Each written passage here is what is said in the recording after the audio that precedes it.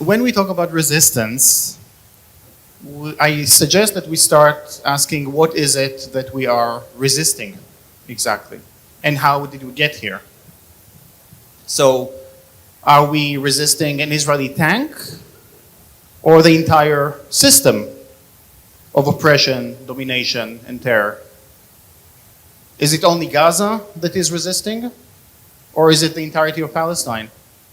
All 40 million Palestinians, half of them in forced exile, and the millions and millions of supporters. Is it the policy of that Zionist race state that is the issue? Or is it the very character, the very nature of that race state that we are challenging and need to dismantle? Because it is so extreme, because this is the first live-streamed genocide. Germany is third, by the way.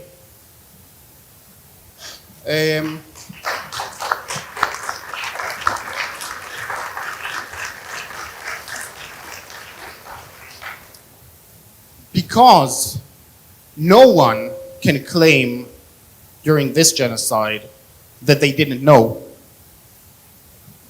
things have changed. Things have changed because Zionism has finally exposed its face for what it was all along.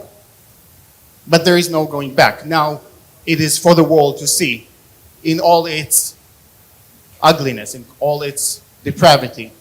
So when we talk about resistance, we have to understand that we are challenging the very system. It's not about tweaking the system, it's about dismantling the system.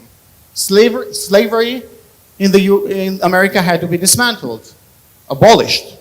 Apartheid in South Africa had to be abolished. Nazism and fascism had to be abolished. And so does Zionism. It will be abolished. We will dismantle Zionism. Now the question is, what do we have to do to bring that change sooner rather than later? In good times, we have civil disobedience. Henry David Thoreau wrote about it. The best book ever on the duty of civil disobedience 200 years ago. Go and read it. We are not in a situation that is normal. We are in a situation that is very abnormal. So we have to take more extreme measures. Direct action is one of them. We can do that. Every one of us can do this or that to help the cause, to change the situation. And changing the situation, as what was mentioned with Palestine action, is really going to the source, is going to these, we mentioned Elbit as a $10 billion industry. We go with $10 sledgehammers, and we literally smash up the place. And we do this over and over and over again. In the other genocide that we mention all the time, the Nazi one, if someone like my grandmother, who was in Auschwitz, if she knew that someone was going to Degesh factory where they were producing Cyclone B with a sledgehammer and smashing up the place, she would have been very grateful. For the exact same reason I went to smash up Elbit Systems. And then I was taken out and I went in again. And then again, the third time with a broken rib. Now, I don't enjoy smashing up stuff, actually. It's not my thing, but it was a matter of necessity. So with or without a broken rib, with or without whatever, my immediate concerns, there was a greater thing on the line. And this is something that we have to understand. There is a greater thing on the line. Now the question is, what do each one of us do about it? Every one of us can do something. It is a turning point. We don't know how it's going to play out, but we know that we are at a crucial point in history. We have to line up the chips, the dominoes, for the dominoes to start falling.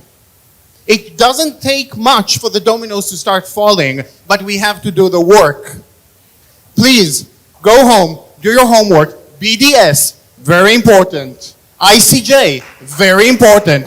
Go and disrupt. I was here in Austria several times. 3 times it was just to disrupt people. The Israeli ambassador in Graz, the Israeli Minister of Justice at the university, the city council that was passing a Zionist resolution. Do whatever it is to raise awareness to disrupt the system that is oppressing. And finally, on Thursday you are invited to Berlin to welcome Genocide Joe. He will be visiting. I don't know what is happening, but I hope that they will arrange a nice welcome for him. Have a good year.